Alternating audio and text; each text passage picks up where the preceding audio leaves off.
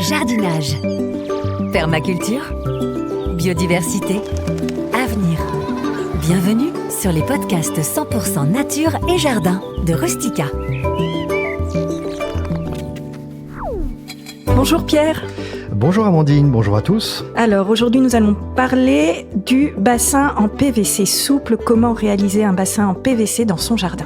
Alors oui, il faut d'abord préciser Amandine que les bâches en PVC c'est le moyen le plus simple et le plus facile d'installer un plan d'eau dans son jardin. Et il faut savoir que ce plan d'eau, ça va enrichir la biodiversité en créant un écosystème humide qui va accueillir une flore et une faune spécifiques.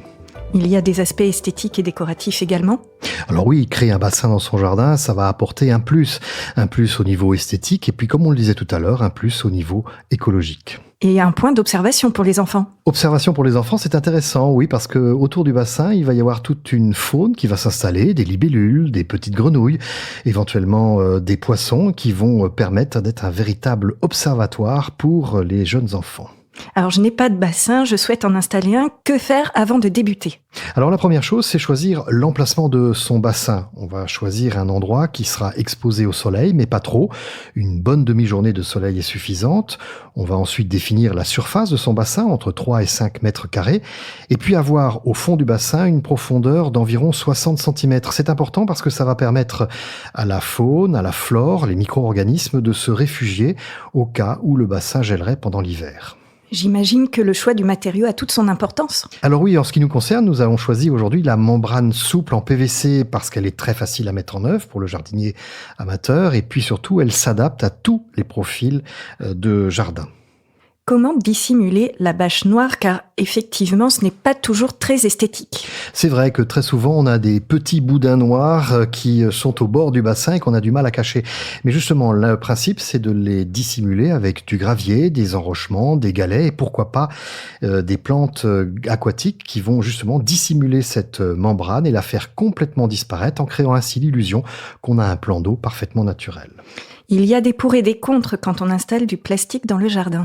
C'est vrai que les bâches en PVC, ça reste du plastique, mais lorsqu'on le fait le bilan entre la création de cet écosystème humide avec toute cette diversité de la flore, de la faune complémentaire qui va s'installer dans le jardin, le bilan reste positif, donc on a tout intérêt à le faire. Quels sont justement les avantages de la bâche en PVC? Alors il y a tout d'abord la souplesse, la grande flexibilité. Ce sont des bâches qui vont s'adapter à tous les profils de bassin. On va pouvoir creuser son bassin et ainsi mettre la bâche et s'adapter à toutes les formes. Et si jamais on rencontrait par exemple un enrochement, une fondation ou une terre un peu particulière, on peut très bien avec la bâche s'adapter à cette configuration. Elle est résistante à l'étirement, elle est résistante aux rayons ultraviolets, elle est également résistante à la force des racines, aux déchirures et elle est imputrescible. En général, ce sont des bâches qui sont garanties par les fabricants entre 15 à 20 ans. Alors, petits aspects techniques, quelle épaisseur et quel conditionnement choisir? Alors pour les petits bassins, on va choisir 0,8 mm. C'est une bâche qui est un petit peu plus fine que pour des bassins plus importants où la pression de l'eau est beaucoup plus forte. Et là, on choisira une épaisseur d'environ 1,5 mm. Alors vous allez trouver des formes standards dans les jardineries, dans les magasins de bricolage. On peut également trouver des membranes qui sont vendues au mètre linéaire et ainsi pouvoir s'adapter à toutes les configurations de bassins. Et enfin, si vous avez un projet beaucoup plus ambitieux, on peut trouver des bandes thermosoudées directement chez le fabricant en usine qui sont livrées, qui permettront de réaliser des très grands bassins, voire même des étangs. Comment connaître la dimension exacte de la bâche à acheter?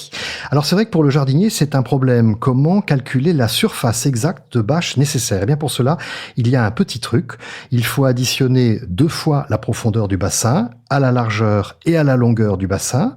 On rajoute 1 mètre à ces 2 côtes et on a ainsi la surface nécessaire de bâche à acheter pour couvrir l'intégralité de son bassin. Alors maintenant que je connais tous les points de vigilance, concrètement, comment procéder? Alors la première chose, Amandine, on va délimiter l'emprise du bassin. C'est très simple, vous avez votre pelouse, vous prenez un tuyau d'arrosage et vous esquissez les bords de votre bassin. Vous appréciez s'il vous plaît, s'il est bien installé, s'il est assez grand. Et ensuite, vous allez pouvoir commencer à creuser le sol. Et là, petite attention particulière, il va falloir creuser des paliers. Et oui, parce que certaines plantes aquatiques ont besoin de plus ou moins de profondeur d'eau. Et donc, on va créer des paliers à moins 20 cm, moins 40 cm, moins 60 cm, qui est, je le rappelle, la profondeur minimum qui permettra de mettre le bassin hors gel. Alors tous les bassins n'ont pas forcément le même profil. Eh bien non, parce qu'on va rencontrer effectivement sur son terrain peut-être des cailloux, des objets un peu particuliers qu'il va falloir contourner, mais on prendra soin au moment de la réalisation de ce bassin justement d'enlever tout ce qui pourrait être tranchant, des morceaux de racines, des morceaux de fer, des morceaux de verre, des cailloux un peu aiguisés qui pourraient endommager la bâche que l'on va installer ensuite. Alors maintenant que j'ai creusé mon plan d'eau, que dois-je faire ? Alors ensuite, on va déposer sur le profil de son bassin un feutre géotextile non tissé. On va le trouver également dans les magasins de bricolage et dans les jardineries. Ce feutre, il a pour but de créer une protection entre le sol et la bâche que l'on va poser ensuite. Dans certaines régions, lorsqu'il y a des rongeurs, on peut même doubler ce feutre géotextile non tissé d'un grillage à mailles fines afin d'éviter que les rongeurs ne viennent attaquer la bâche. Alors, ma bâche est installée, quelle est la prochaine étape ? La prochaine étape, c'est d'installer une couche de sable sur une épaisseur de 5 à 8 cm. C'est ce qui va permettre d'avoir une surface parfaitement lisse, parfaitement stable. On va la niveler au râteau et on va la stabiliser en l'arrosant en pluie fine. Le bassin va commencer à prendre forme. Comment installer la membrane ? Alors sur ce lit de sable, on va ensuite installer cette membrane en PVC. On va profiter d'un jour ensoleillé de manière à ce qu'elle soit chaude et bien souple, et de telle sorte qu'elle épouse parfaitement le profil du bassin. Et puis on va commencer à remplir d'eau. Lorsque le niveau de l'eau est à 10-15 cm, sous le bord définitif de son bassin, on va couper l'alimentation en eau et on va commencer à creuser la tranchée périphérique pour enfouir justement la bâche et la faire disparaître dans le sol. On prendra soin à ce moment-là de couper les excédents de feutre et de bâche avant de les enfouir dans cette tranchée. Et à partir de là, on peut donc habiller les rives. Effectivement, c'est là qu'on va commencer à disposer des galets, du sable, des dalles pour habiller cette bâche et la faire disparaître. Et puis ensuite, on va achever le remplissage de l'eau, puis procéder aux plantations quelques jours plus tard. Alors justement, pour les plantations aquatiques, quelles sont les possibilités ? Alors là, on a deux possibilités une fois que le bassin est rempli. Soit on va planter les plantes aquatiques dans des bacs ajourés, puis les déposer dans le bassin, vous savez, ces différents niveaux que l'on a créés tout à l'heure, moins 20 cm, moins 40, moins 60 cm en fonction des exigences des plantes. Et puis il y a une deuxième solution, c'est de créer sur les paliers que l'on a créés tout à l'heure, des poches de plantation. On va pour cela utiliser des briques ou des galets.